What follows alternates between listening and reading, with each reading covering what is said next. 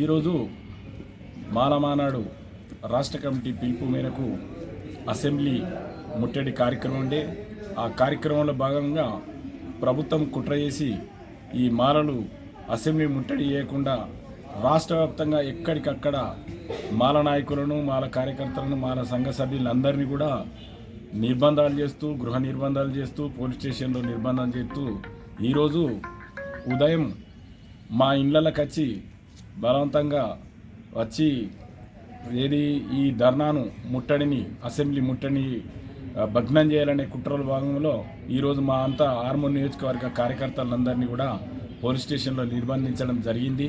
ఇది నిర్విధంగా ఖండిస్తున్నాం. ఎందుకంటే మేము పోరాడుతున్నటువంటి న్యాయమైన పోరాటం.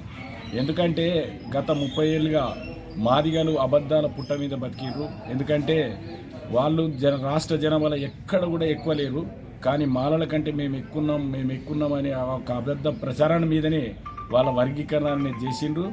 వర్గీకరణను పూర్తిగా మేము వ్యతిరేకిస్తున్నాం. ఎందుకంటే అది సమన్యాయం జరగదు, అది ఎవరికీ న్యాయం జరగదు.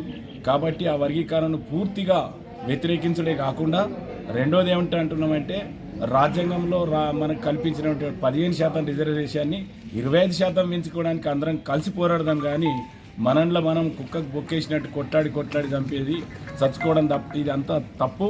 రెండోది ఏంటంటే వర్గీకరణ అనేది ఏంటంటే ఇది చంద్రబాబు నాయుడు మానస పుత్రిక. ఆ చంద్రబాబు నాయుడు రాజకీయ ఉద్దేశాలతోటి రాజకీయంగా ఎస్సీలో ఒక వర్గాన్ని తన వైపు తిప్పుకోవడానికి ఇది ఏర్పాటు చేసినటువంటి మానస పుత్రికనే ఈ వర్గీకరణ.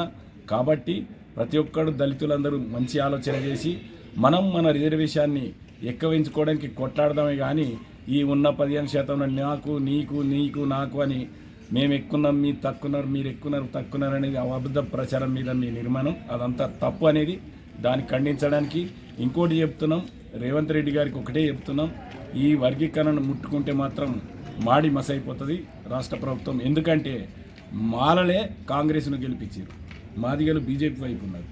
కాబట్టి నిన్ను గెలిపించినటువంటి మమ్మల్ని దొక్కుతా అంటే మరి మేము ఎక్కడ ఇడిచి పెడతాం నిన్ను.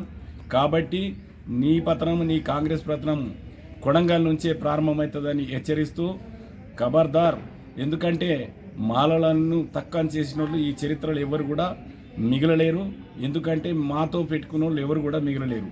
మేము సహనానికి పెద్దనడం, మల్లయోధులం. మాలలంటే మల్లయోధులం.